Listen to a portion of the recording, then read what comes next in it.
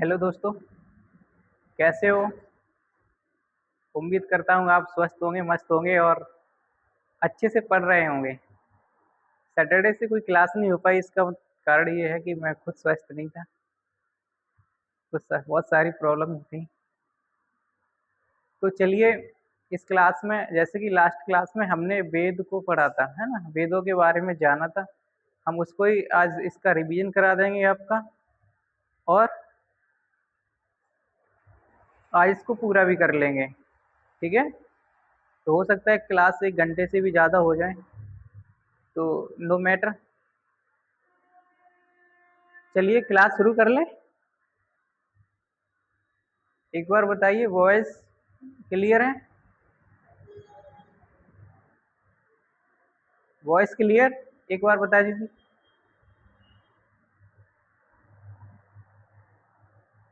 और भी सेशन को शेयर कर दीजिए भाई, जिससे कि और भी लोग जुड़ जाएं। Voice clear?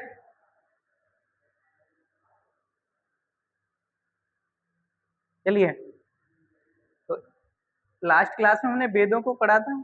इसमें वेद का पूरा रिवीजन करा देंगे आपका, और जो बचा हुआ पार्ट है वो भी हम कवर कर लेंगे। चलिए, वॉइस क्लियर है? ओके, चलिए। तो हम वेद पढ़ रहे थे, जैसे कि हम जानते हैं वेद पढ़ रहे थे। ओके, तो इसको हम पूरा ही कर लेते हैं। एक बार इसका हम रिवीजन करा देते हैं आपका। ओके, चलिए। तो जैसे कि इसका मैंने टाइम पीरियड बताया था, जो इसका समय था, समय कितना था इसका? 1500 बीसी से लेकर 600 बीसी तक इसका टाइम था, है ना? ओके, जो अगला पॉइंट था इसका, आर्यों का आगमन। आर्यों का आगमन ये, है ना? तो आर्यों के आगमन में जैसे कि कई सारे जो हमारे विचारक हैं, उन्होंने अलग अलग अपने मत दिए हैं। तो इसमें कोई क्लियर नहीं है, लेकिन अक्सर जो मध्येशिया वाला कॉन्सेप्ट है वो इसको क्लियर मानते हैं। ओके, चलिए। जैसे कि आगमन, जैसे बाल गंगाधर तिलक कहते हैं, बाल गंगाधर तिलक, उनका मानना था कि आर्यों का आगमन आर्कटिक प्रदेश से हुआ है। आर्कटिक प्रदेश, है ना? जो आर्कटिक प्रदेश है उससे हुआ है। इसका मतलब है नॉर्थ पोल के रीजन से, जैसे कि Norway, Finland, Sweden, Germany, Slovakia, इधर से मानते हैं। ओके, जो अन्य एक विचारक हैं, जैसे कि लक्ष्मीधर कल्ला, लक्ष्मीधर कल्ला, ये आर्यों के आगमन को मानते हैं कि इन आर्यों का आगमन जम्मू कश्मीर से हुआ था।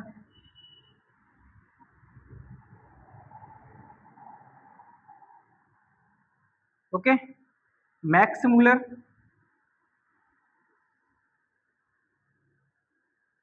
मैक्स मूलर का मानना है कि आर्यों का आगमन, है ना, मध्य एशिया से हुआ है। मध्य एशिया, जो सेंट्रल एशिया है वहां से मानते हैं, है ना? मध्य एशिया जैसे कि ईरान, इराक, तुर्की, है ना, इजराइल, ये मध्य एशिया का पार्ट है। कजाकिस्तान, तुर्कमेनिस्तान, ये सारे मध्य एशिया में आते हैं। आपने फिजिकल ज्योग्राफी पढ़ा होगा तो आपको क्लियर होगा ये। ओके, अगला जो पॉइंट है, बाल गंगाधर तिलक कहते हैं कि आर्कटिक प्रदेश से आए थे। लक्ष्मीधर कल्ला मानते हैं जम्मू कश्मीर से आए थे। मैक्स मुलर मध्य एशिया से मानते हैं। जैसे दयानंद सरस्वती, दयानंद सरस्वती, उनका मानना था कि आर्य जो आए थे भारत में, है ना, वो तिब्बत से आए थे।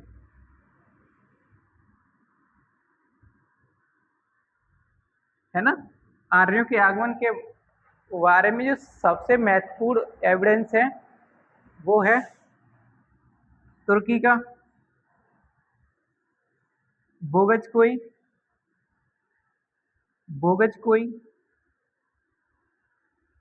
एक अभिलेख है जो कि 1400 बीसी का है, ईसा पूर्व का है ना। इसमें इस अभिलेख में वैदिक देवताओं जो वैदिक,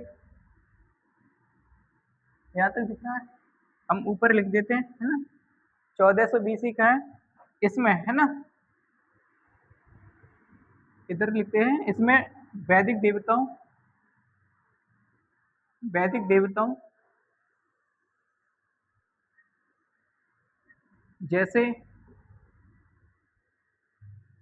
जैसे इंद्र, मित्र, नाशत्य,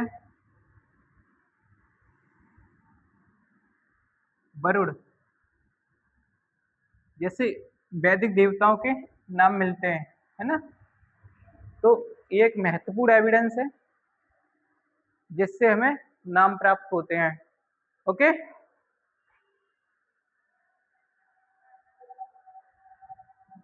यहां तक क्लियर। जो इसका बेसिक कॉन्सेप्ट है वो ये है ना। तो यहां से एक क्वेश्चन आपका बनेगा कि वैदिक जो टाइम पीरियड था वैदिक वो कितना था, 1500 बीसी से लेकर 1500 ईसा पूर्व। यहाँ से अगर हिंदी में भी लिख देते हैं ईसा पूर्व, है ना, तो आप इसको ईसा पूर्व से लेके 600 ईसा पूर्व। ओके,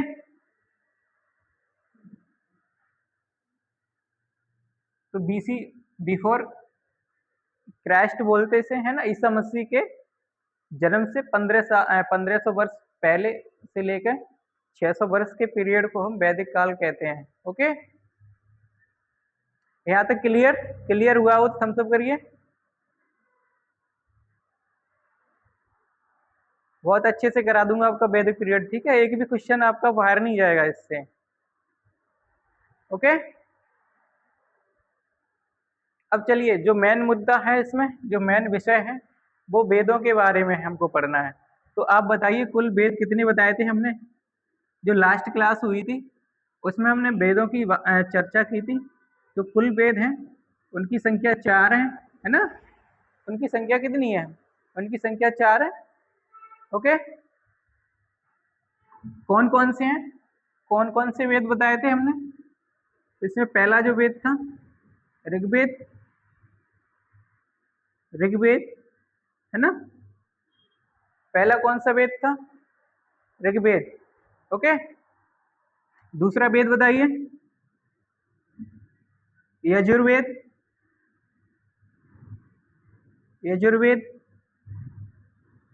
आप इसी तरह से नोट से भी बना सकते हैं, ठीक है। यजुर्वेद। तीसरा है सामवेद,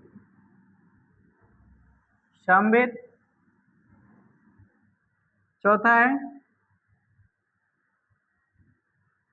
ऋग्वेद, यजुर्वेद, सामवेद, अथर्ववेद।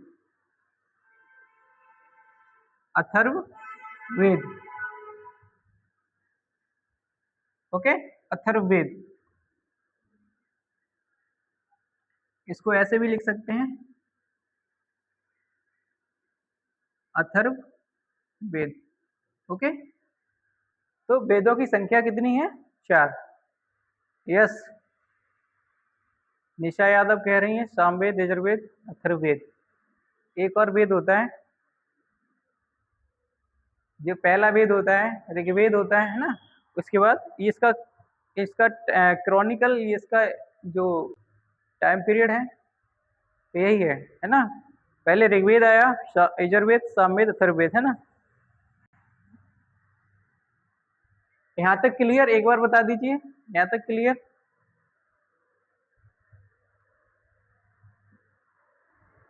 आगे चलते हैं।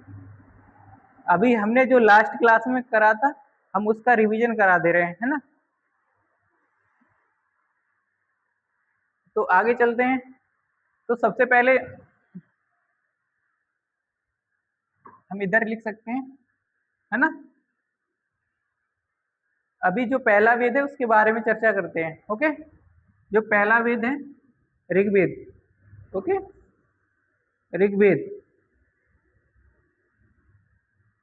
ऋग्वेद है ना, जो ओल्डेस्ट रिलीजियस टेक्स्ट है, सबसे पुराना जो धार्मिक ग्रंथ है वो ऋग्वेद है। ओके, सबसे पुराना, सबसे पुराना पुराना धार्मिक ग्रंथ है ना, धार्मिक ग्रंथ है। ओके, यहां तक क्लियर, सबसे पुराना धार्मिक ग्रंथ है। जो इसके जो पाठकर्ता हैं, है ना, पाठकर्ता इंग्लिश में जिसे रिसाइटर बोलते हैं, है ना, पाठकर्ता होत्रा, होत्रा है ना, होत्री भी लिखा होता है। ओके, यहां तक क्लियर।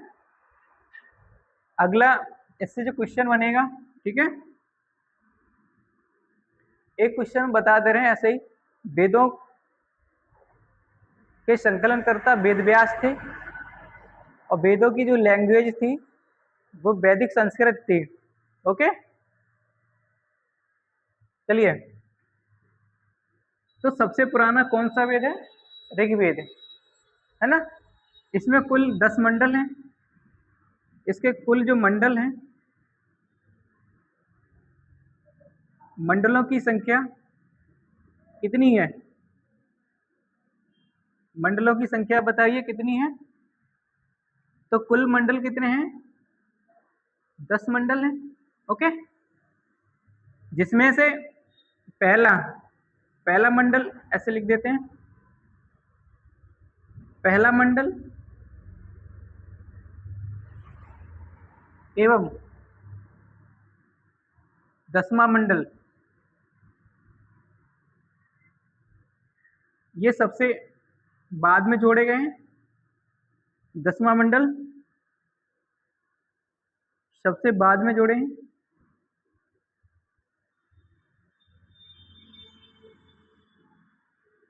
ओके, तो यहाँ तक आपको कोई डाउट नहीं होना चाहिए। मैं इतना आराम से और आसानी से लिख लिख के एक एक बात बता रहा हूँ आपको, है ना। तो जो पहला मंडल है वो पहला और 10वां मंडल क्या है? ये न्यूएस्ट मंडल है जो सबसे बाद में जोड़े गए। जबकि 2 से लेकर, है ना, मंडल 2 से लेकर 2 से लेकर 2 से लेकर 7 तक, है ना, 7 तक, 2 से लेकर 7 तक क्या है? सबसे पहले लिखे गए हैं। तो सबसे पहले लिखे तो सबसे पुराने मंडल होंगे, है ना, सबसे पहले लिखे गए, यह सबसे पुराने मंडल 2 से लेके 7 तक हैं। तो ये भी इम्पोर्टेंट बात है, ठीक है। जो ओके, जो इधर लिख देता हूँ, उधर जगह नहीं है बोर्ड पर। ओके, इस तरफ का हम साफ कर देते हैं। ओके, चलिए,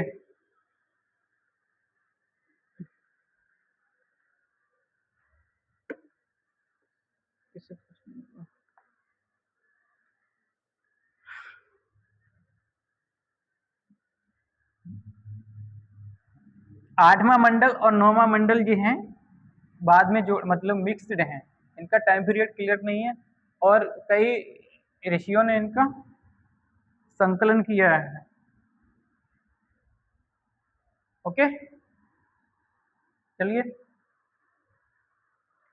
यहाँ तक क्लियर। चलिए, इसको भी रफ कर देते हैं।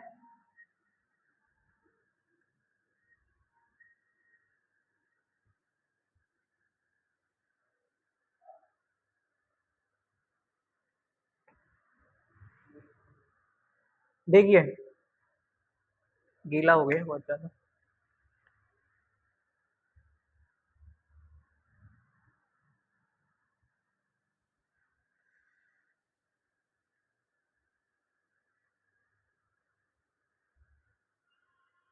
जो इसमें 8वां और 9वां मंडल है ना, 8वां, जो 8वां है, एक बार सूखा हो जाने दो, गीला हो रहा है बहुत ज्यादा।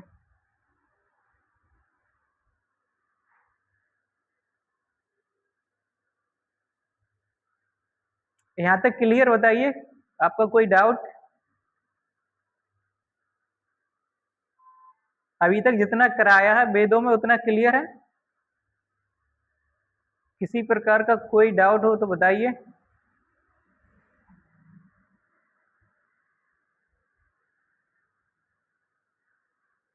चलिए,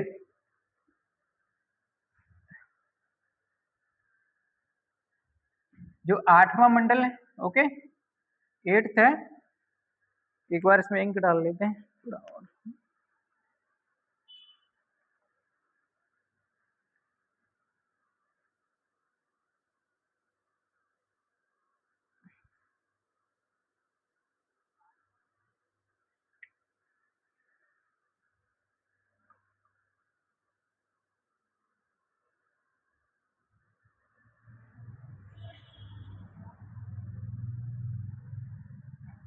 है ना, जो 8th है, 8वां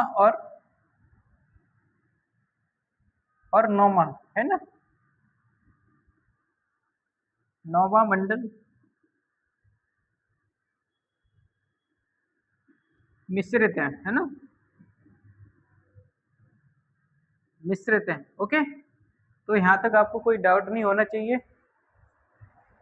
चलिए, आपके 9वें मंडल की बात करें, जो कि सोम देवता को, सोम देवता, सोम देवता एक ऐसे देवता जिनका संबंध वनस्पति से है ना, वनस्पति, वनस्पतियों के देवता, ओके, उनसे संबंधित है। 10वां मंडल जो है, यहां से एक क्वेश्चन बनता है, इसके पुरुष सूक्ति, पुरुष सूक्ति से वर्ण व्यवस्था की जानकारी प्राप्त होती है। वर्ण व्यवस्था की हमें जानकारी मिलती है, ओके।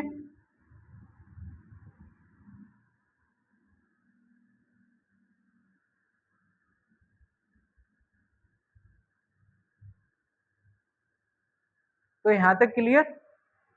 क्या सही दिख रहा है? लाइट चली गई अभी,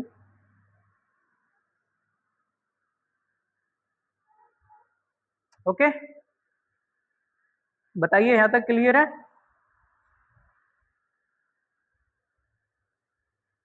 क्लियर?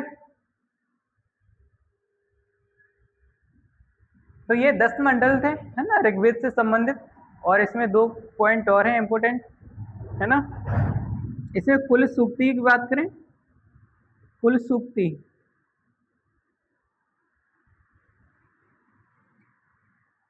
कुल सूक्ति, 1 मिनट लाइट इसका ऑन कर देते हैं, है ना।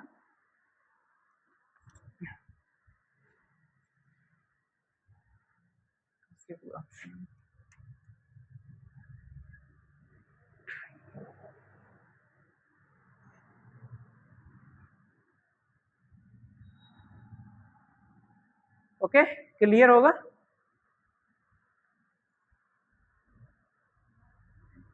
पुरुष सूक्ति थे ना, कुल सूक्तियां इसमें 1028 हैं। कितनी है?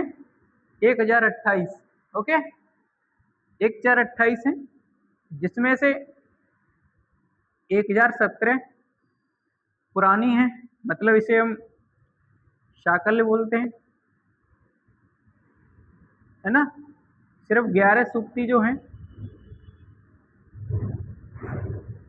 वो बाद में जोड़ी गई है ना, बाद में जोड़ी गई हैं। तो यहां तक क्लियर? ओके, चलिए इसमें कुल मंडलों की संख्या जो है, कितने मंडल है इसमें? 10 थे। कुल सूक्तियां 1028। ओके, इसमें जो कुल श्लोक की संख्या है, यहां लिख देते हैं कुल श्लोक, श्लोक की संख्या, श्लोकों की संख्या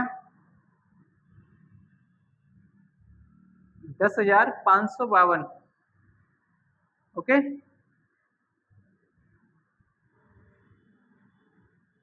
कुल श्लोकों की संख्या कितनी है? 10,552।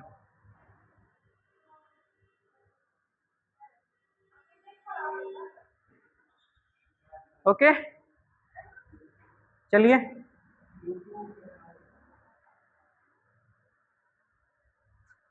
ऋग्वेद का जो उपवेद है ना, वो क्या है? ऋग्वेद का उपवेद, उपवेद बताइए हमें। ऋग्वेद का उपवेद बताइए।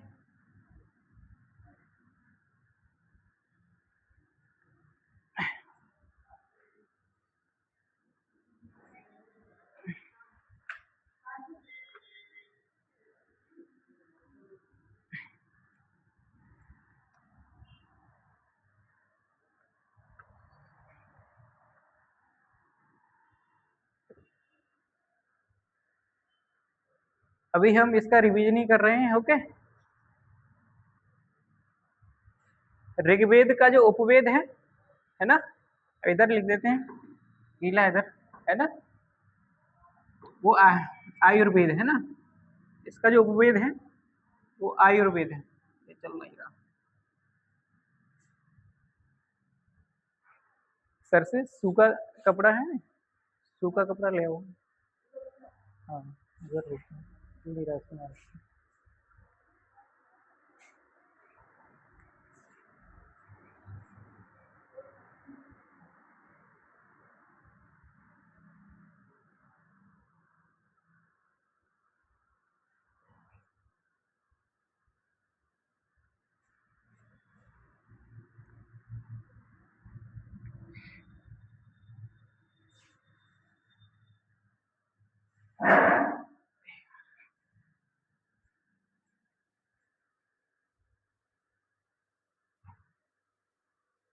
ऋग्वेद का जो उपवेद है ना, उसकी हम चर्चा करते हैं। उपवेद है ना, एक चल नहीं रहा ये।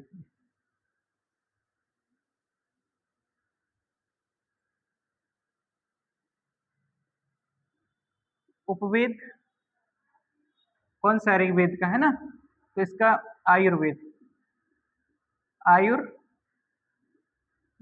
है ना।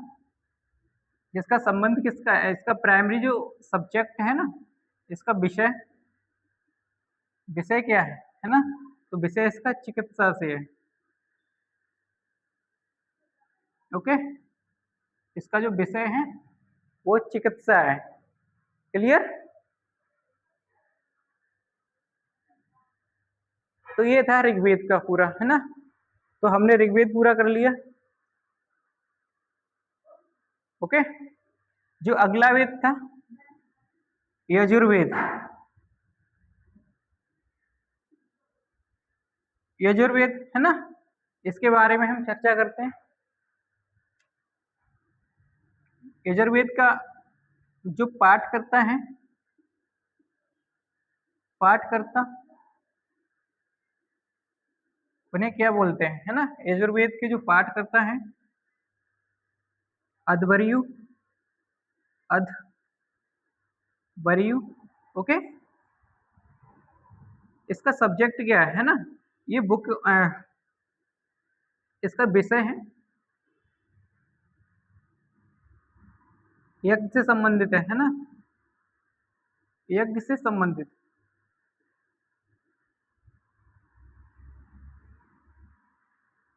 ओके, इसका उपवेद उपवेद क्या है? धनुर्वेद। ओके, जिसका विषय क्या है? जिसका विषय बताइए। युद्ध। ओके, एकमात्र वेद।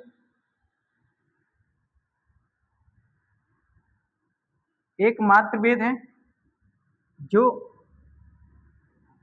गद्य एवं पद्य में विभाजित है। इतनी बातें इसके बारे में आपको ध्यान रखनी है। ओके,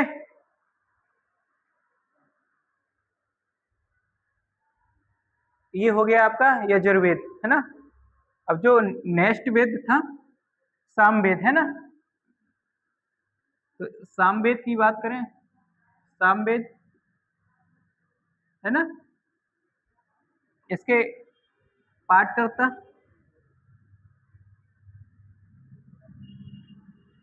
पाठकर्ता का नाम बताइए।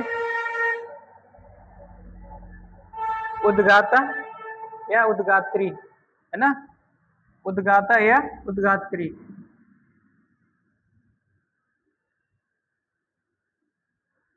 उद्गाता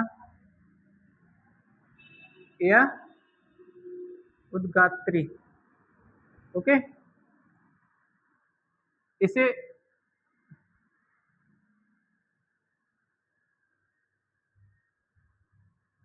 सामवेद है ना, इसका उपवेद बताइए। उपवेद गंधर्व वेद,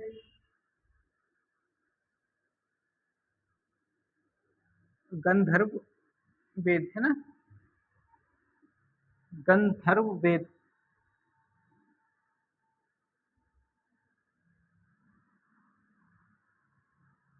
गंधर्व वेद, है ना।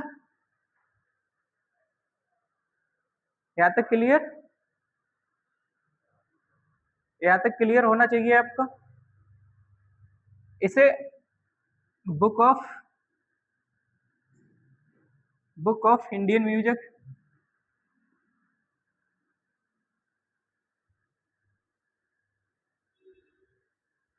या मदर ऑफ इंडियन म्यूजिक भी कहते हैं, है ना। भारतीय संगीत की जननी या भारतीय संगीत से संबंधित जो किताब है वो सामवेद है ना। बिकॉज इसमें सबसे पहले, है ना, सबसे, या इसमें सबसे पहले संगीत के, है ना,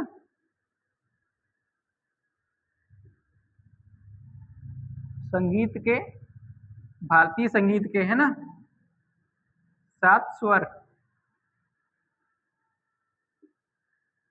स्वरों का या की चर्चा मिलती है ना।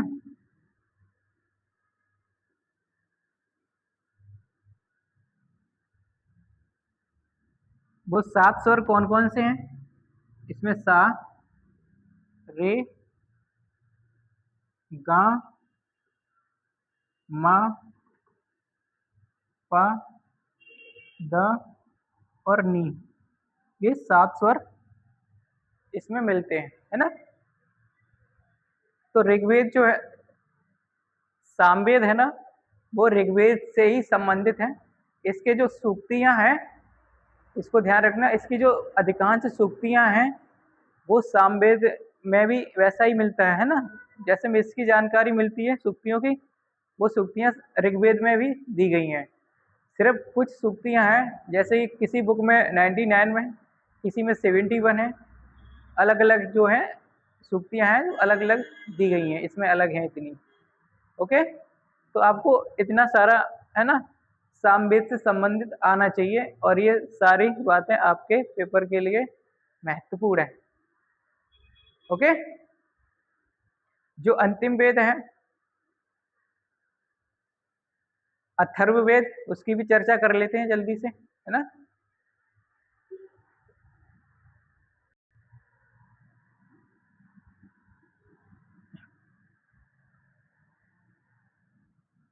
अथर्ववेद के बारे में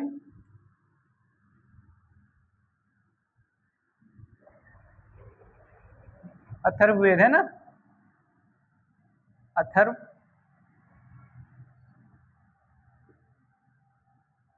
अथर्व अथर्ववेद है ना। इसके जो पाठकर्ता हैं, पाठकर्ता इसके जो पाठकर्ता हैं वो कौन है बताइए। अथर्वांगा, अथर्वांगा, है ना। ब्रह्मा भी मिलते हैं यहाँ पर कहीं कहीं पर। ओके, इसका जो विषय है ना, इसका जो विषय है, इसका जो विषय है वो जादू टोना से है, जादू टोना, है ना, मतलब ब्लैक मैजिक, है ना, ब्लैक मैजिक। ओके, इसका उपवेद, उपवेद बताइए। शिल्प वेद, है ना, शिल्प वेद। यहाँ तक कोई आपको प्रॉब्लम है ना। अगर कोई आपका प्रश्न हो तो पूछिए, वेदों से संबंधित यहाँ तक की जो चर्चा की गई है अभी तक आधा घंटे में, है ना। तो इसका उपवेद क्या है, ब्लैक मैजिक, है ना, नहीं शिल्प वेद, है ना। इसका जो प्राइमरी विषय है वो ब्लैक मैजिक है ना। इसके पाठकर्ता की बात करें तो अथर्वांगा, है ना। पहली बार इसमें, पहली बार इसमें लिखित लिखित स्वयंवर, स्वयंवर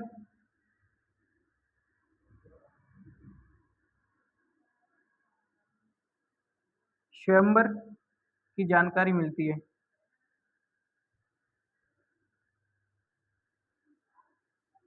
ओके, तो ये आपको आना चाहिए, है ना। चलिए, तो ये वेद थे 4, इसका हमने आधा घंटे में आपको रिवीजन करा दिया। अब इनके ब्राह्मण की बात करें तो ब्राह्मणों पे चर्चा करेंगे, फिर आरण्यक पे चर्चा करेंगे, है ना।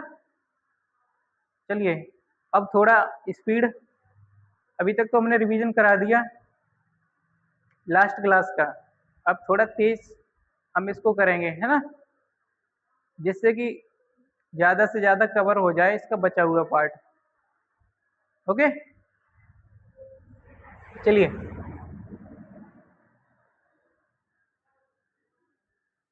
तो आप हेडिंग डाल लीजिए ब्राह्मण, है ना। ब्राह्मणों की संख्या कितनी है बताइए, कितने ब्राह्मण हैं।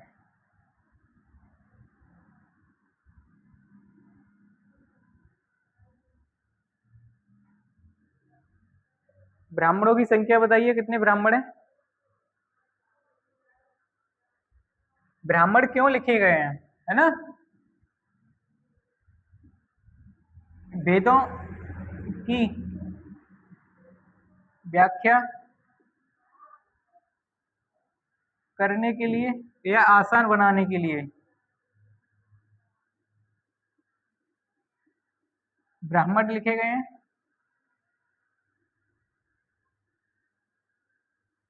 ब्राह्मण लिखे गए हैं ना।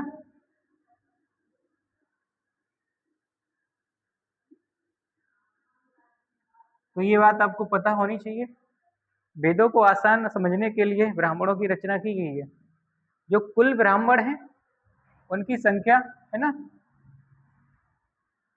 तो यहाँ पर ब्राह्मण लिख देते हैं, ब्राह्मण, है ना।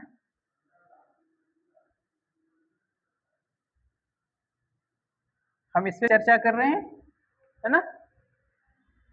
यहाँ तक क्लियर। देखिए जो कुल ब्राह्मण हैं,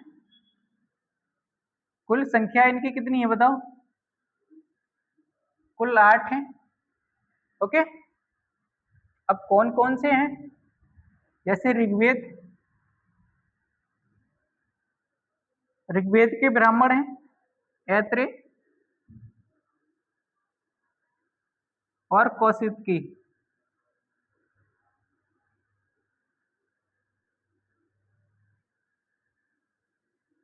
तो ऋग्वेद के 2 ब्राह्मण हैं, ऋग्वेद के ऐत्रेय और कौशिकी। यहाँ तक क्लियर। जो यजुर्वेद है ना, यजुर्वेद, इसके ब्राह्मण कितने हैं? शतपथ, शतपथ और तैत्रीय। ओके, तैत्रीय है ना। क्लियर। अगला है सामवेद।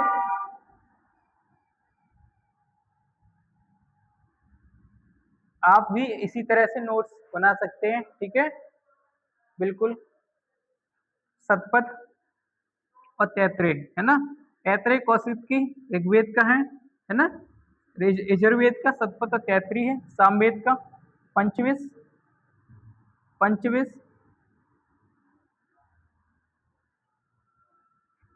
षटविश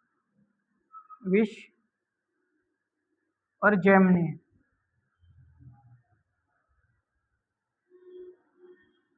तो सामवेद के 3 ब्राह्मण हैं, पंचविश, षटविश और जैमिनी है।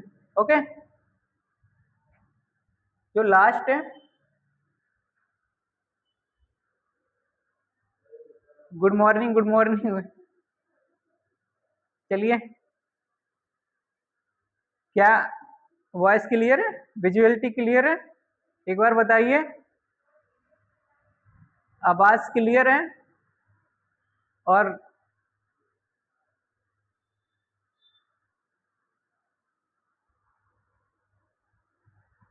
चलिए, क्या समझ में आ रहा है? लाइक कर दीजिए।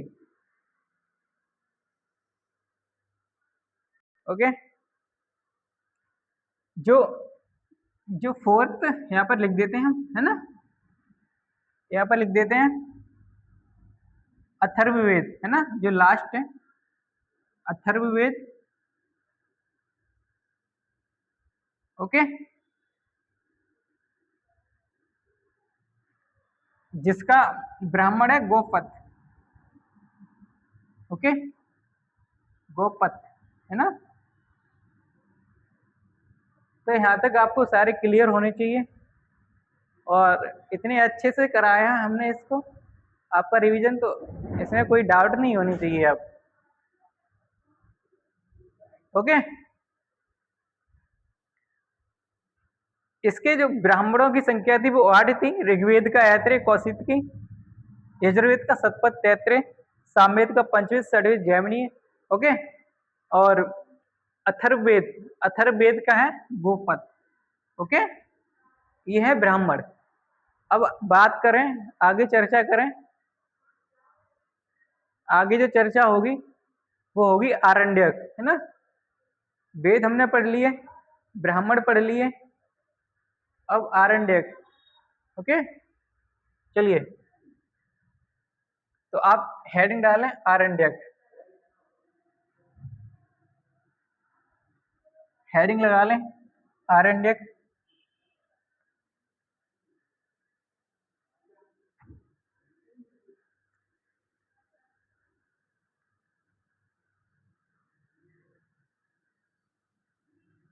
आरण्यक है ना, आरण्यक।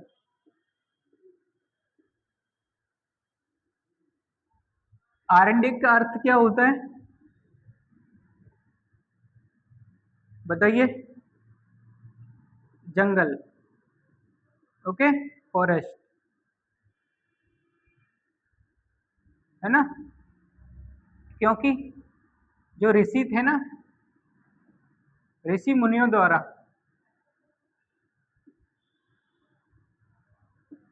यहाँ तक दिख रहा, इतना छोटा दिख रहा है, मैं ज्यादा तो छोटा नहीं दिख रहा। क्या इतना आपको समझ में आ रहा है? इतना छोटा जो मैं लिख रहे हैं वो क्लियर है?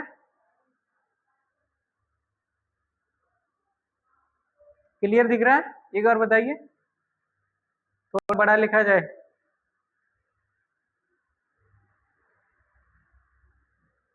चलिए, ऋषि मुनियों द्वारा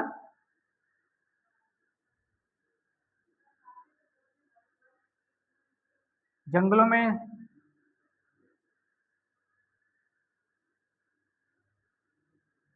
में इनकी रचना की गई है ना।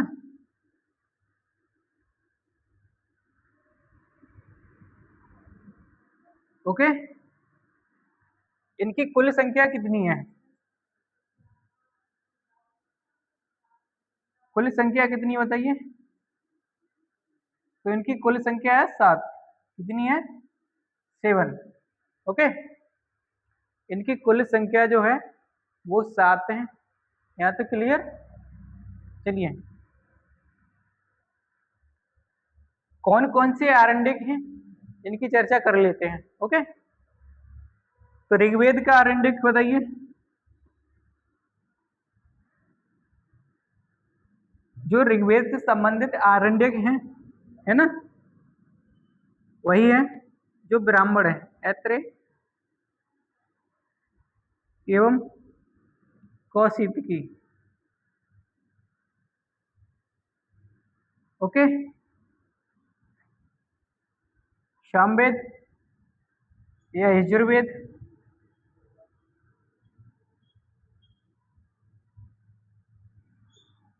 शतपथ एवं तैत्रेय। ओके, और सामवेद यहाँ तक नहीं दिखेगा, नीचे है ना। यहाँ तक क्लियर? इधर रफ कर देते हैं, है ना।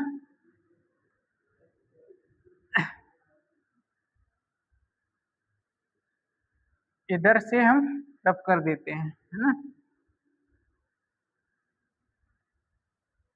यहाँ तक क्लियर? ऋग्वेद का जो आरण्यक है ऐत्रेय कौशितकी, यजुर्वेद का शतपथ तैत्रेय और सामवेद, है ना।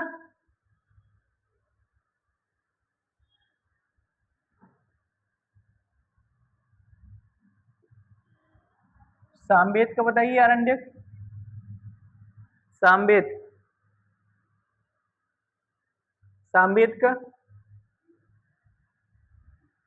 पंचविश, छंदोग्य और जैमिनी। ओके, और अथर्ववेद,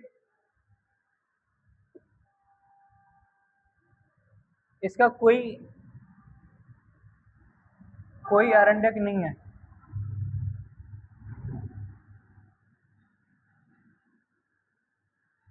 ओके, इसका कोई आरण्यक नहीं है। तो ये आपके आरण्यक हो गए जी। खाना हो गया भाई। चलिए, खाना खा लिया मैंने, खाना खाकर ही पढ़ा रहा हूँ। चलिए, यहाँ तक क्लियर? तो हमने वेद पढ़ लिए। ओके, कौन कौन से वेद थे? ऋग्वेद, यजुर्वेद, सामवेद और अथर्ववेद। पढ़ लिया इनके बारे में डिटेल से। ऋग्वेद पढ़ा है जिसमें 10 मंडल हैं, उनको डिटेल से कर लिया। वैसे यजुर्वेद पढ़ लिया, सामवेद पढ़ लिया और अथर्ववेद पढ़ लिया। ठीक है, अगली चर्चा जो हमारी हुई थी वो ब्राह्मणों पे हुई थी। ब्राह्मणों की जो कुल संख्या है वो 10 है। कितनी है? 10। ओके, और ब्राह्मणों की रचना क्यों हुई थी? वेदों की व्याख्या करने के लिए। वेदों को आसान बनाने के लिए, है ना, इनकी रचना की गई थी। ब्राह्मण कितने हैं? तो ब्राह्मणों की संख्या 8 है। ऋग्वेद के कितने ब्राह्मण हैं? तो ऋग्वेद के जो ब्राह्मण हैं वो ऐत्रेय और कौशिकी हैं, है ना, जैसे हमने कराया आपको। और यजुर्वेद का जो ब्राह्मण है शतपथ और तैत्तिरीय है। ओके, सामवेद का पंचविश षड्विश जैमिनी है। और अथर्ववेद का गौपद, ना। इसी तरह से हमने आरण्यक पढ़ लिए। आरण्यकों की कुल संख्या 7 है ना। कौन कौन से आरण्यक हैं? आरण्यक का मतलब क्या होता है? आरण्यक का अर्थ होता है जंगल। अर्थात जो आरण्यक है ना, जो रहस्यवादी हैं, ठीक है, इनका जो प्राइमरी सब्जेक्ट है वो आप सुन लीजिए। इनका जो आरण्यक का प्राइमरी सब्जेक्ट विषय जो है वो रहस्यवादी है। मेडिटेशन मतलब मिस्टिटेशन, मेडिटेशन और नॉलेज। रहस्यवादी और ध्यान और ज्ञान इनके प्राइमरी सब्जेक्ट हैं आरण्यक के। ओके, तो आरण्यक की कुल संख्या कितनी है? 7 है। ऋग्वेद का आरण्यक बताइए। ऐत्रेय और कौशिकी, क्लियर। और यजुर्वेद का जो आरण्यक है शतपथ तैत्तिरीय। और सामवेद का जो आरण्यक है वो पंचविश षड्विश जैमिनी है। ओके, अथर्ववेद का कोई आरण्यक नहीं है। ओके, चलिए, तो यहाँ तक क्लियर। यहाँ तक हमने आपको एक एक पॉइंट टू पॉइंट लिखा दिया है। अगर कोई आपका डाउट है यहाँ तक वेदों से संबंधित तो वो पूछिए हमसे, है ना, क्योंकि इतने अच्छे से हमने आपको करा दिया है तो अब कोई डाउट बनता नहीं है इसमें।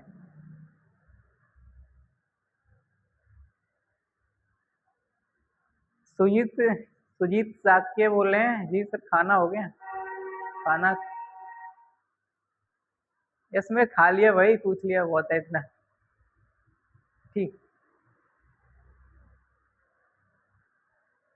चलिए, देखो क्लास को शेयर कर दिया करो ग्रुप में, है ना, जिससे और भी लोग जुड़ जाएं।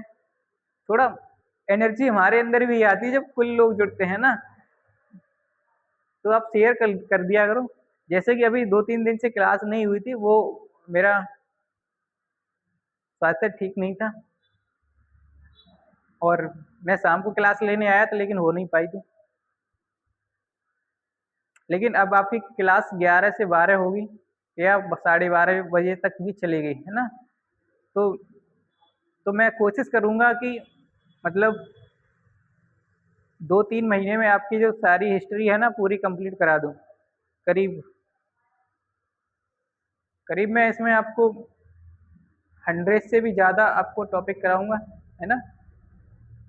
एकदम, अगर आपने बिल्कुल हिस्ट्री नहीं पढ़ी है, शुरुआत से पढ़ना चाह रहे हैं ना, तो मैं जैसे आपको पढ़ा रहा हूँ बोर्ड पर आप वैसे ही नोट्स बना लीजिए।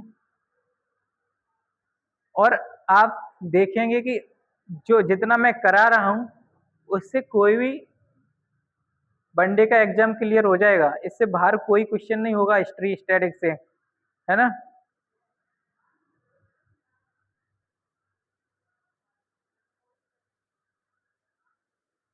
चलिए, सुजीत जी कह रहे हैं नो डाउट सर। ओके, तो आगे जो चर्चा है इसकी हम आगे बढ़ाते हैं। इसको आरण्यक हो गया, कुल 7 होते हैं, है ना।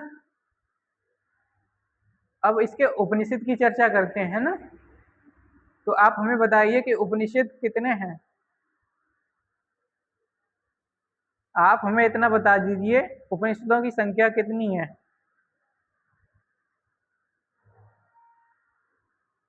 ठीक है, चलिए, तो यहाँ तक आपका क्लियर होना चाहिए और उम्मीद करता हूँ आपका कोई डाउट भी नहीं होगा। सारे पॉइंट मैंने कवर अप करा दिए इसमें।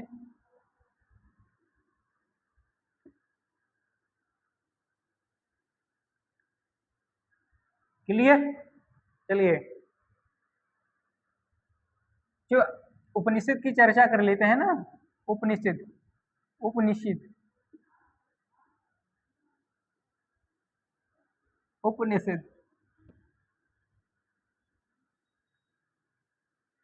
ओके। उपनिषद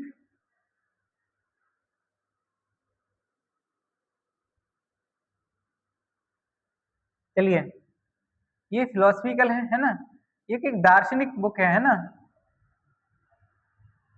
दार्शनिक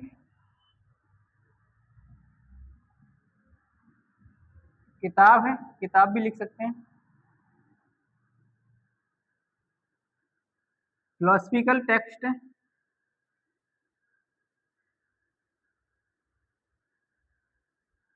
फिलोसफिकल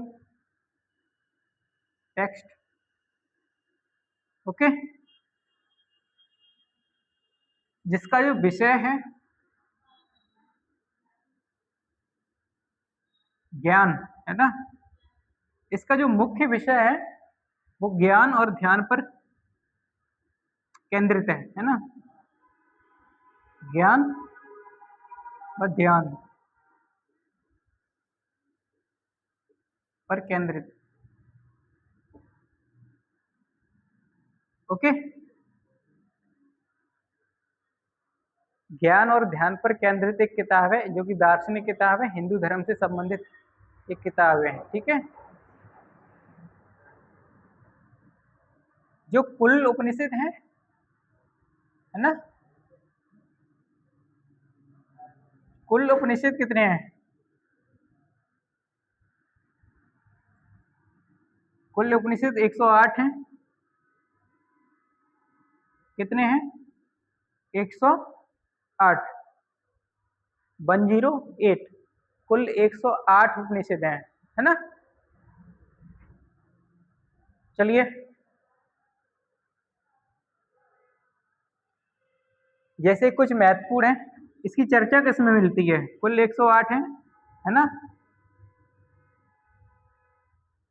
एक है मुंडकोपनिषद,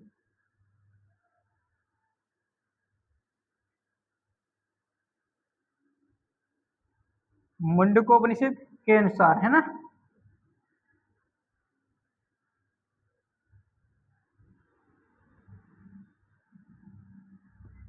मुंडकोपनिषद के अनुसार उपनिषदों की संख्या कितनी है? 108। क्लियर? जैसे कि आप जानते हैं, हमारे राजकीय चिन्ह है ना, जिसपे सत्यमेव जयते लिखा है, सत्यमेव जयते,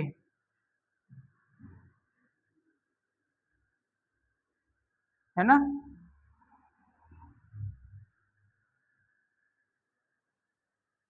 किससे लिया गया बताओ? इसकी चर्चा हमें किस उपनिषद में मिलती है?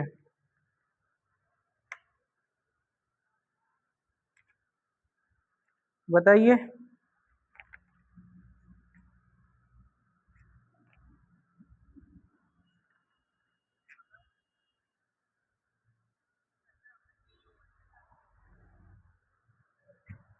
ओके, तो यहाँ पर एक करेक्शन कर लीजिए, है ना। जो सत्यमेव जयते हैं, इसकी चर्चा हमें मुंडकोपनिषद मिलती है, और जो कुल उपनिषद हैं उनकी संख्या हमें, एक बार, ये मुक्तोपनिषद हैं उनसे मिलती है, 108 है ना। सत्यमेव जयते हैं वो मुंडकोपनिषद में है।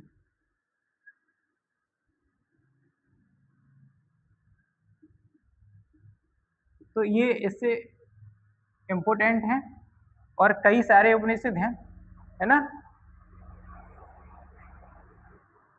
जैसे कि पहली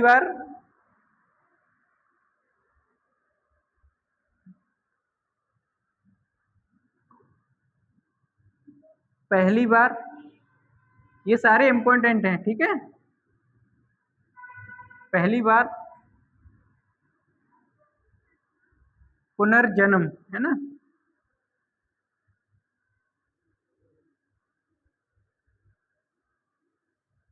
पूर्ण जन है ना की जानकारी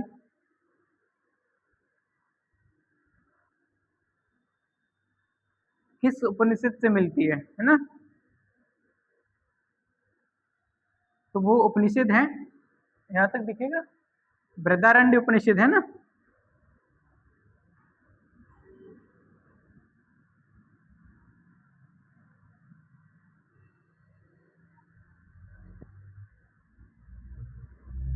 बृहदारण्य उपनिषद से इसकी हमें चर्चा मिल जाती है। ओके, चलिए, तो यहाँ तक आपको कोई डाउट हो तो बताइए। इसके उपनिषद कुल 108 हैं, ठीक है, लेकिन जो महत्वपूर्ण है वो बता दे रहे हैं ना। एक उपनिषद और है, यम और नचिकेता।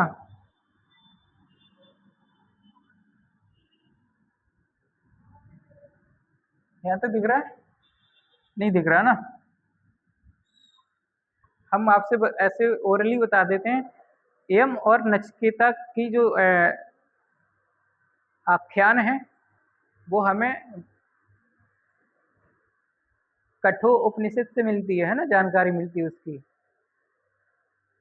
चलिए, ओके,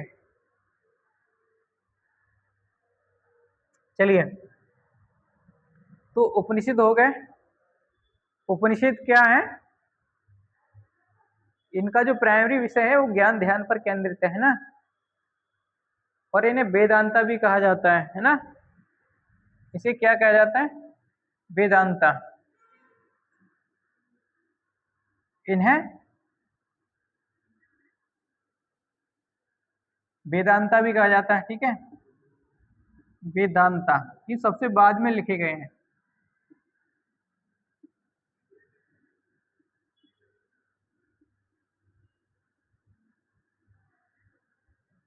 ओके, ये सबसे बाद में लिखे गए हैं, तो इनको वेदांता भी कहा जाता है।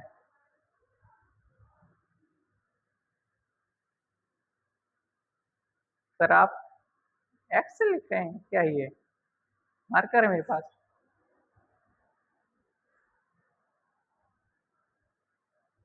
एक्सा क्या होता है मुझे जानकारी नहीं, इसका नाम है एक्सा।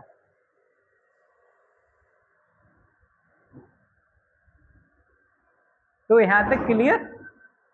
तो हमने वेद पढ़ लिए हैं, ओके, ब्राह्मण पढ़ लिए, आरण्यक पढ़ लिए, उपनिषद पढ़ लिए, ओके। तो यहाँ तक आपको कोई डाउट नहीं होना चाहिए।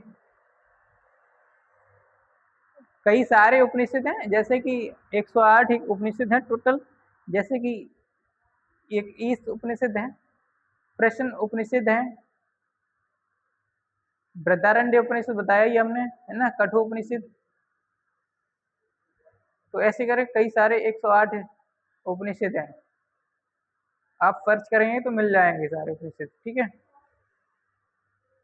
तो आपको याद रखना है, पहला तो ये फुल कितनी है, 108 है, और एक ये वाला सत्यमेव जयते किस उपनिषद से लिया गया है, तो मुंडको उपनिषद से लिया गया है।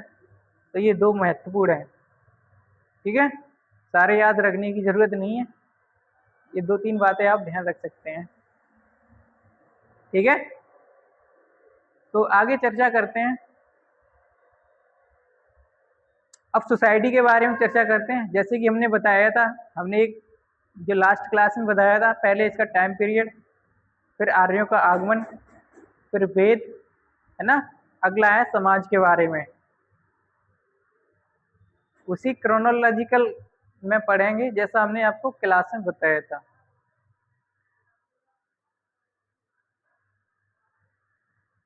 ओके, अभी आगे और भी बताएंगे। अभी तो वैदिक पीरियड चल रहा है, लेटर वैदिक भी है इसका पार्ट, है ना। तो अभी आधा भी पूरा नहीं हुआ है, ठीक है। चलिए, तो वैदिक जो समाज था उसके बारे में थोड़ी चर्चा करते हैं, है ना।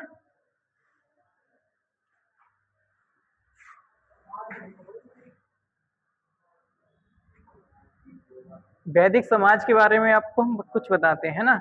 आप बताइए, जो वैदिक समाज था वो पितृ सत्तात्मक था या मातृ सत्तात्मक था? पैट्रियार्कल था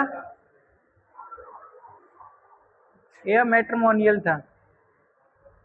बताइए, कमेंट करके बताइए। वैदिक सोसाइटी थी वो पैट्रियार्कल थी या फिर मैटरनल थी?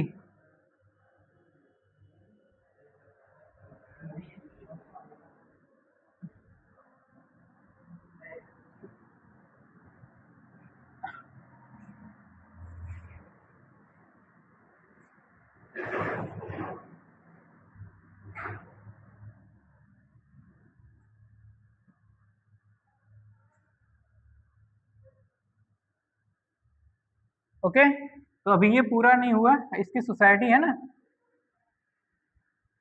वैदिक सोसाइटी।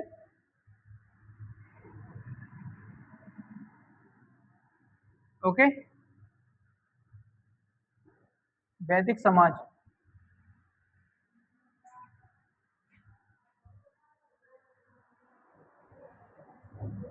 डीपी कह रहे हैं सर, और डीपली बढ़ाइए, अभी तो पूरा ही नहीं हुआ है भाई।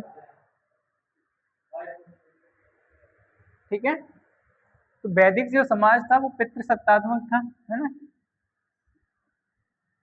पितृ सत्तात्मक था।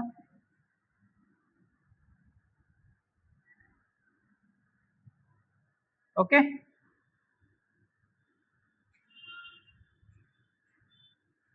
पेट्रियार्कल सोसाइटी थी।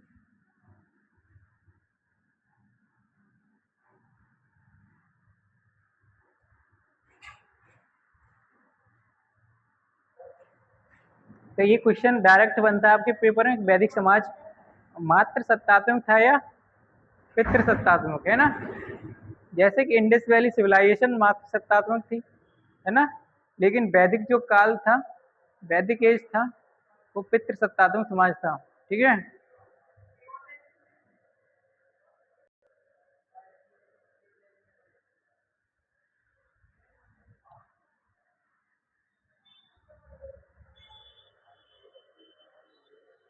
ठीक है।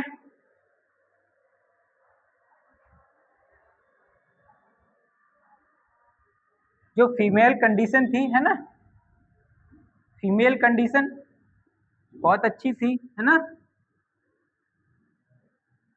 ठीक है, क्या सती सिस्टम था? सती प्रथा नहीं थी, है ना। बाल विवाह,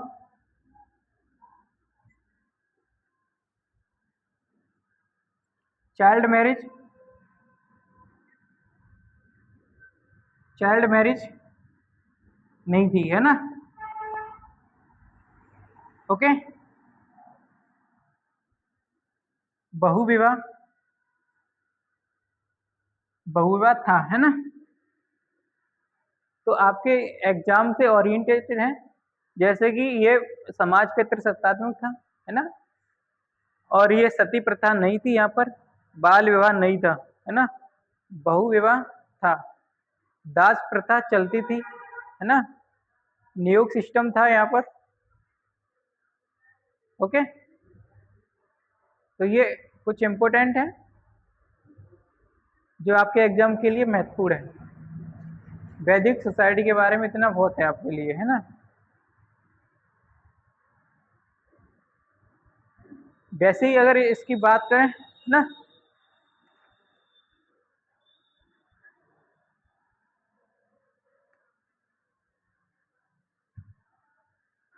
तो यहाँ पर जो समाज था वैदिक समाज, है ना, स्पेशली करें वैदिक समाज, है ना, प्रारंभ में यह वैदिक समाज दो वर्णों में विभाजित था, है ना। यहाँ पे वर्ण व्यवस्था थी, तो दो वर्णों में विभाजित था, है ना, दो वर्णों में विभाजित था।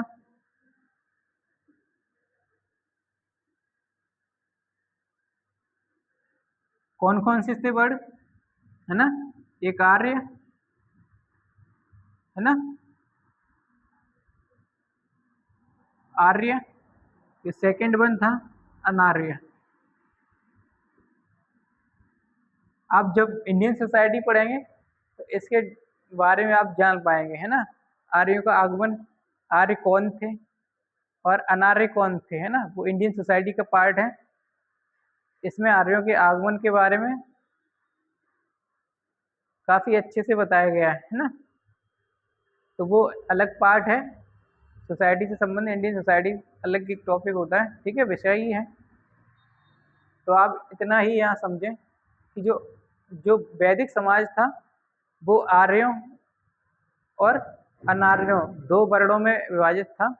दो ही वर्ग थे, दो वर्ग कहें या वर्ग, है ना। यहाँ पर अगर आप वर्ग लिख लें तो अच्छी बात है ना, वर्ग, है ना, क्लास अलग अलग होता है, थोड़ा अंतर है ना। तो प्रारंभ में दो वर्ग थे, आर्य और अनार्य, है ना। लेकिन अंत में, है ना, यहाँ तक क्लियर।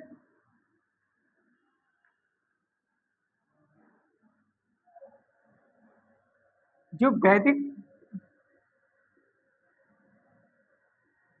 काल के अंत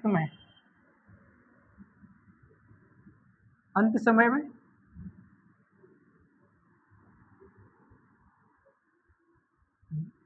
चार वर्णों में बट गया था, है ना, चार वर्णों में विभाजित था, विभाजित, ओके, विभाजित हो गया, है ना। वो चार वर्ण कौन थे? पहला ब्राह्मण, ओके, पहला ब्राह्मण, ठीक है, दूसरा क्षत्रिय,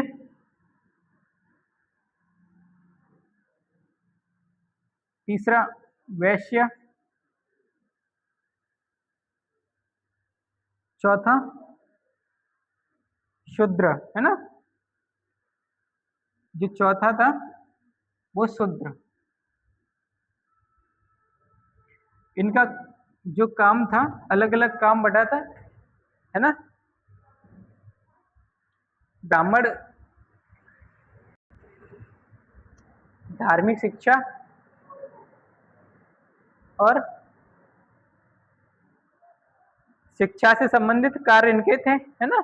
धर्म का प्रचार, शिक्षा, ये करते थे ब्राह्मण, है ना। क्षत्रिय प्रोडक्शन का कार्य थे, है ना, ये सोसाइटी जो थी उसको सुरक्षा प्रदान करते थे। वैश्य ट्रेड करते थे, है ना, व्यापार करते थे। और शूद्र जो थे वो इन तीनों वर्णों को क्या करते थे, सेवाएं देते थे अपनी अपनी, है ना। तो ये वैदिक समाज की कुछ महत्वपूर्ण जानकारियां हैं, वो आपको आनी चाहिए, क्लियर होनी चाहिए।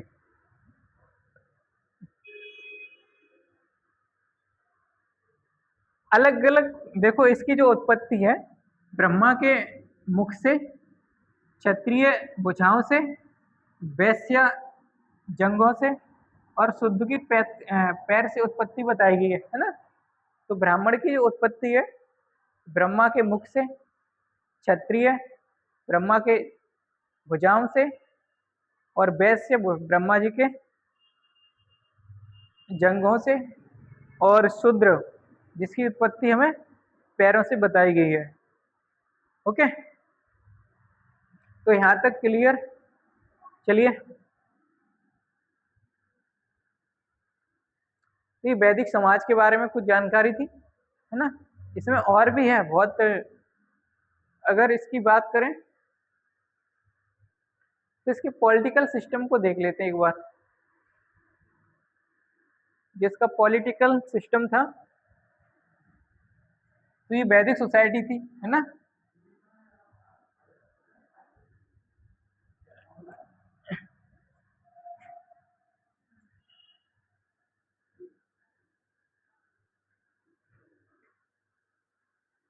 वैदिक समाज हो गया, जो वैदिक पॉलिटिकल सिस्टम की बात करें,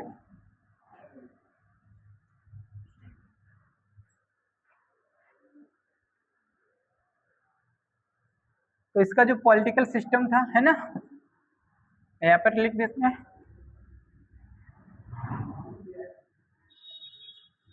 वैदिक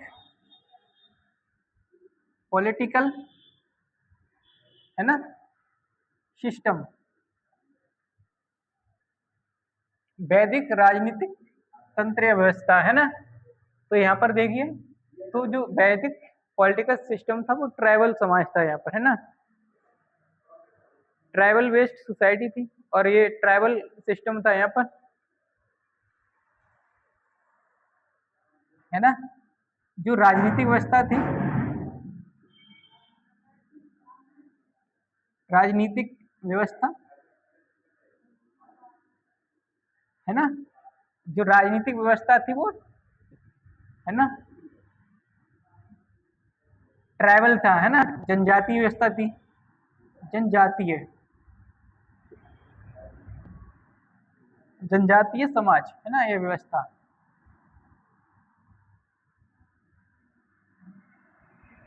ओके,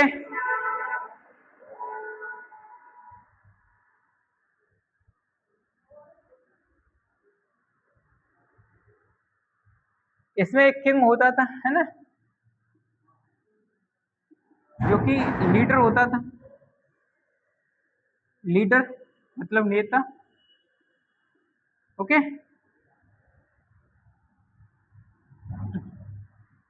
युद्ध में, है ना, लीडर होता था, ये एक राजा होता था, और वह अपने कबीले का, है ना, नेता होता था, है ना, जिसकी अपॉइंटमेंट होती थी, है ना, ये नियुक्ति होता था।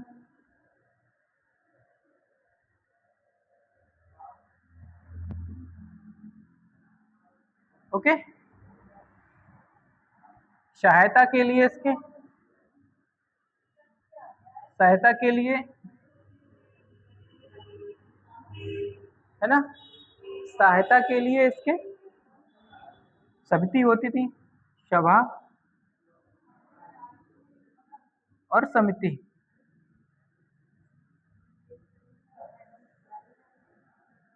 छोटे स्तर पर विद्युत था और गढ़,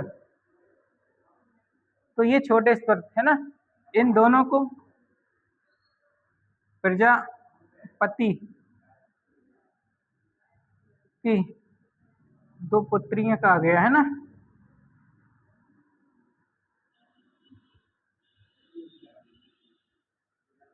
तो ये जानकारी आपको होनी चाहिए यहाँ तक, है ना, प्रजापति की दो पुत्रियां कहा गया है।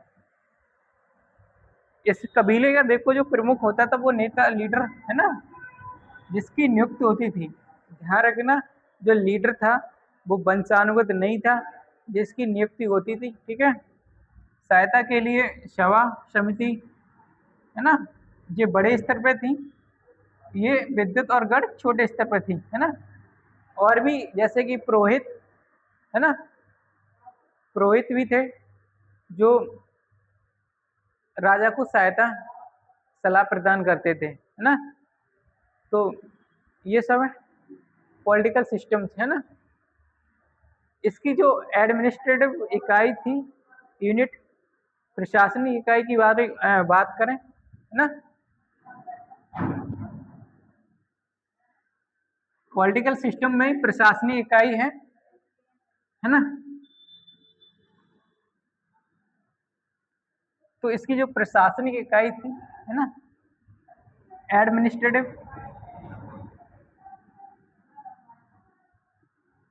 एडमिनिस्ट्रेटिव यूनिट,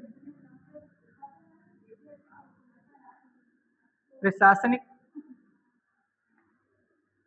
इकाई, है ना। तो सबसे पहले कुल, ओके, फिर ग्राम, है ना, फिर विश्व, उसके बाद जन, है ना। जो जन था। ओके, सबसे छोटी जो एडमिनिस्ट्रेटिव इकाई थी वो कुल था, परिवार, फिर ग्राम, फिर विश्व, फिर जन, है ना। अगर इसकी वर्तमान से तुलना की जाए, है ना, अगर वर्तमान की बात करें तो वर्तमान समय में क्या है ये, है ना, कुल का मतलब ग्राम हो गया, है ना, ये वर्तमान है ना, और ग्राम का मतलब क्या हो गया, जिला, है ना, विश्व का मतलब हो गया राज्य वर्तमान समय में, है ना, जन का मतलब हो गया देश। ओके, तो ये वर्तमान स्थिति है ना। पहले सबसे जो एंशियंट था वैदिक काल में, वैदिक काल एडमिनिस्ट्रेटिव यूनिट थी वो सबसे छोटी जो थी वो कुल, ग्राम, विश्व और जन। ये वर्तमान से अगर तुलना की जाए वर्तमान में, है ना, तो वर्तमान में ग्राम के बराबर हो गया कुल, ग्राम जिले के बराबर हो गया, विश्व राज्य के बराबर हो गया, है ना, जो जन था वो एक देश बन गया। तो इस तरह से आप इसको याद रख सकते हैं, है ना। कुल का जो प्रमुख था, इसका जो हेड था, है ना, एक बार इंक डाल लेते हैं इसमें।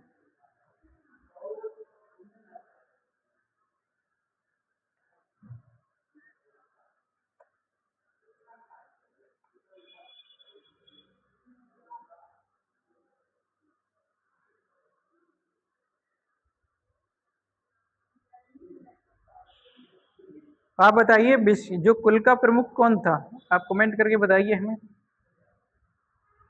कुल जो था इसका प्रमुख कौन था, बताओ।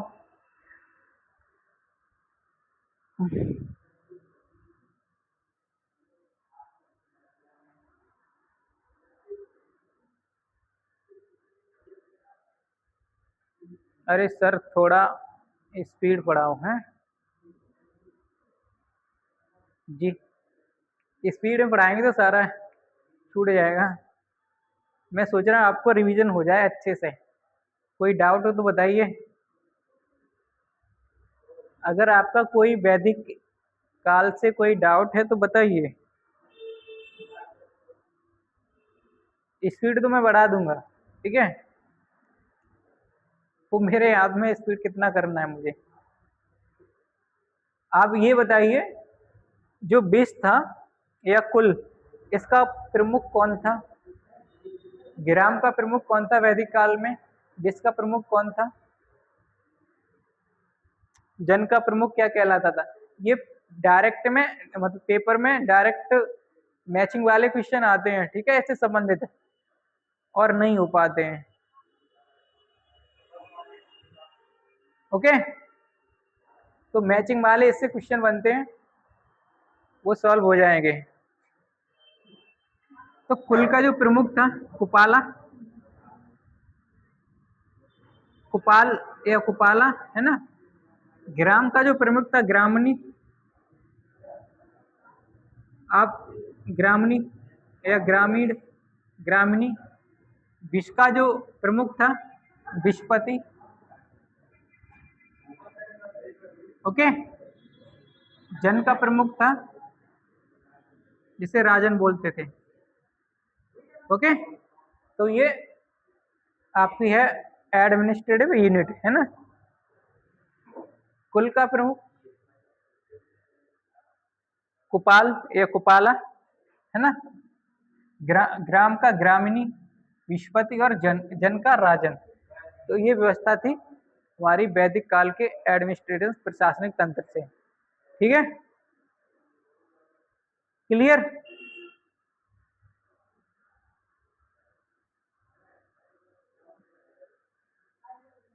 चलिए थोड़ा आगे बढ़ते हैं।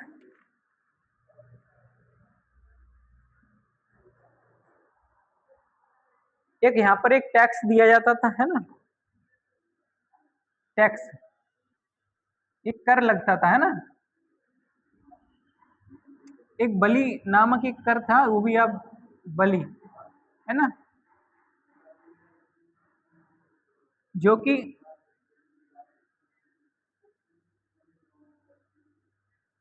राजा को स्वेच्छा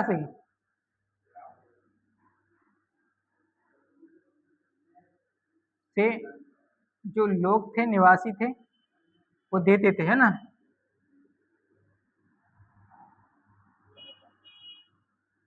तो वैदिक काल में जो बलि नामक एक कर था, है ना, टैक्स था,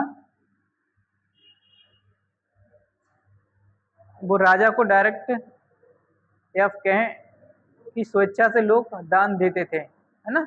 जो राजा को जो दान देते थे वो बलि कहलाता था, है ना। और लोग स्वेच्छा से कहते थे, देते थे। कोई इसमें फोर्सफुली इसको नहीं लिया जाता था, ठीक है।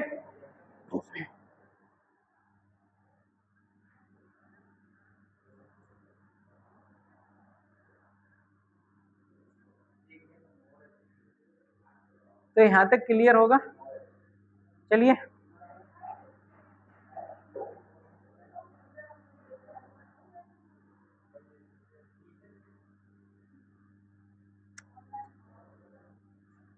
अब इनके रिलीजियस लाइफ के बारे में चर्चा करते हैं, है ना।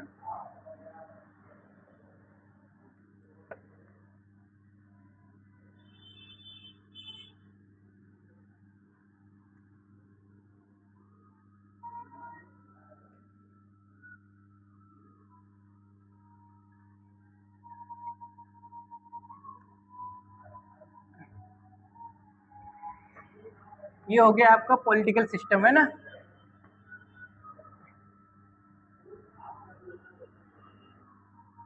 अब देखिए रिलीजियस लाइफ, है ना।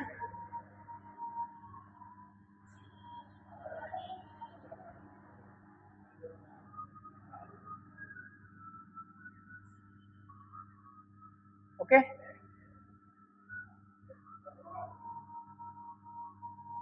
धार्मिक जीवन।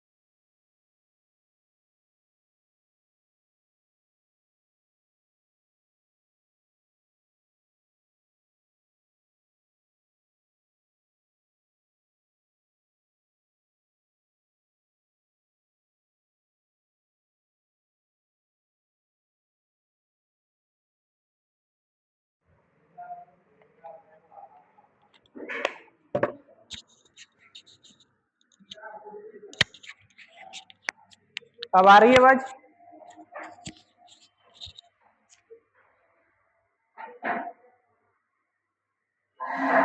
अब आवाज क्लियर है? Voice clear?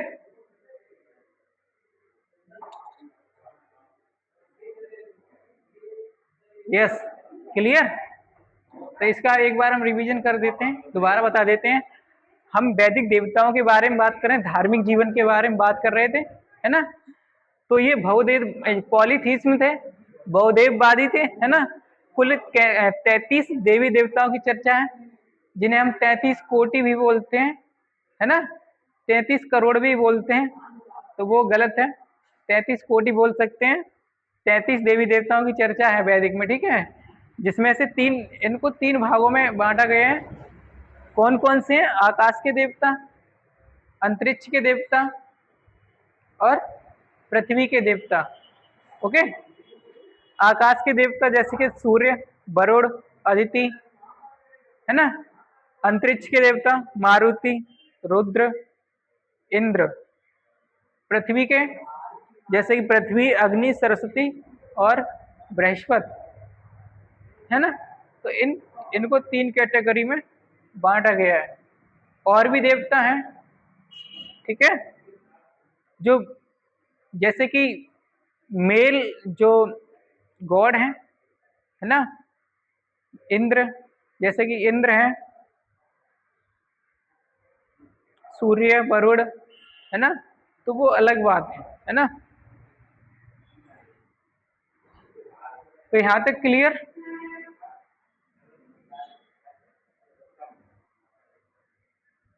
ठीक है।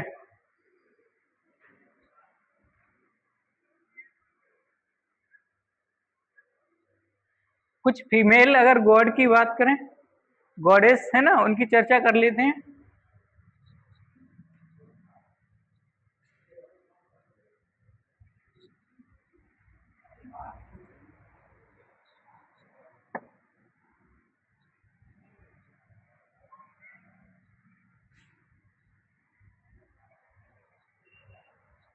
जैसे कि कुछ मेल गॉड थे, कुछ फीमेल थे, है ना। तो क्लास बहुत लेंथी हो गई, 1.5 घंटा हो गया ना।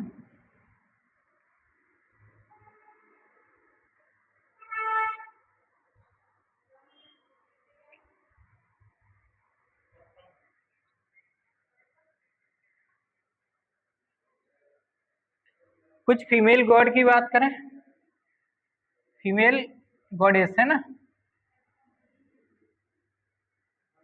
है ना।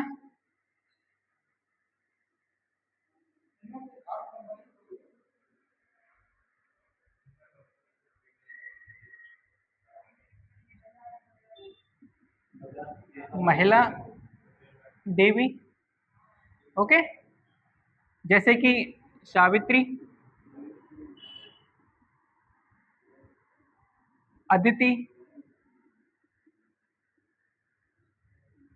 उषा,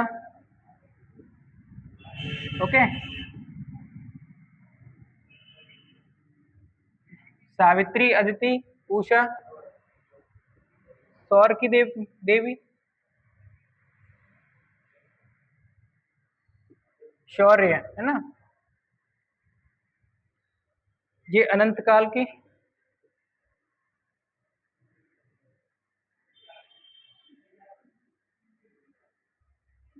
ओके।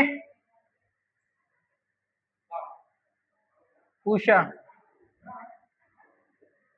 भोर की देवी, नृत्य की,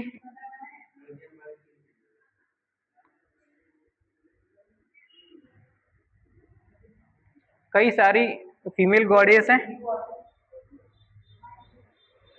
ये कहाँ है? ये सब आपके वैदिक पीरियड से ही संबंधित हैं, ठीक है। शर, ब्राह्मण, विष्णु, महेश, यस, ब्रह्मा, विष्णु, महेश, ये लेटर वैदिक देवता हैं, उत्तर वैदिक काल के देवता हैं, ठीक है।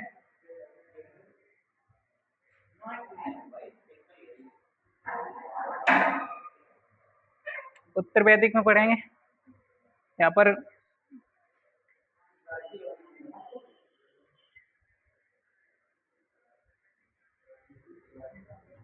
पृथ्वी है ना,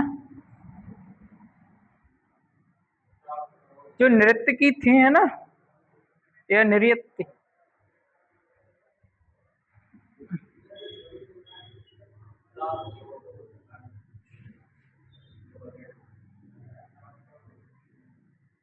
निर्यत है ना, ये नृत्य की देवी है ना।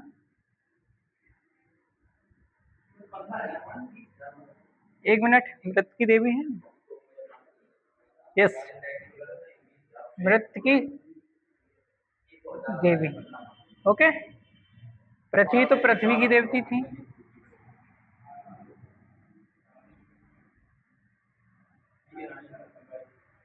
तो ये कुछ फीमेल गॉडेस हैं। हाँ, आप जिस ब्रह्मा विष्णु महेश की बात कर रहे हैं वो वैदिक काल के नहीं है देवता, ठीक है, वो लेटर वैदिक पीरियड के हैं, उत्तर वैदिक काल के, तो हम उनको बाद में पढ़ लेंगे।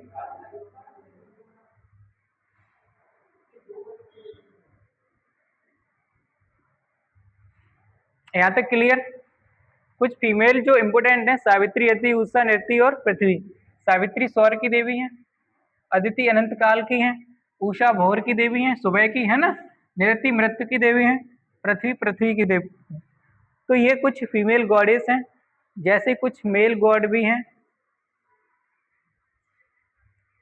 ओके।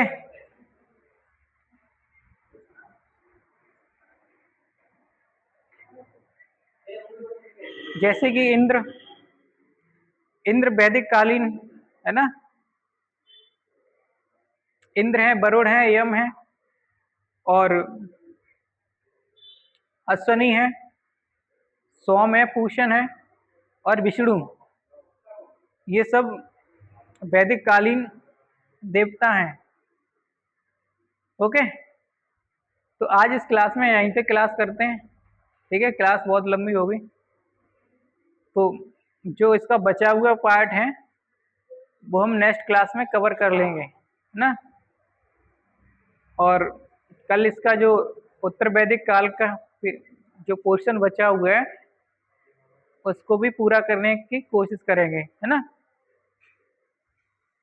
अगर आपका कोई डाउट है तो बताइए मुझे।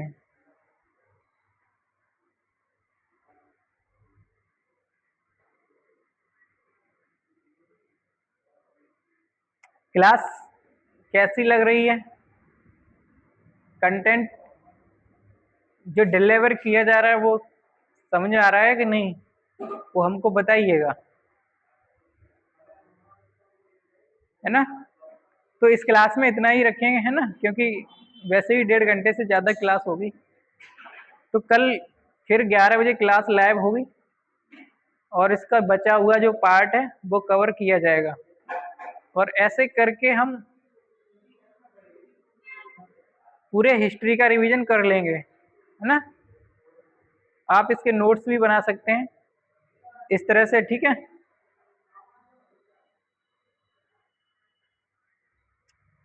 चलिए, तो मिलते हैं नेक्स्ट क्लास में, तब तक के लिए बाय,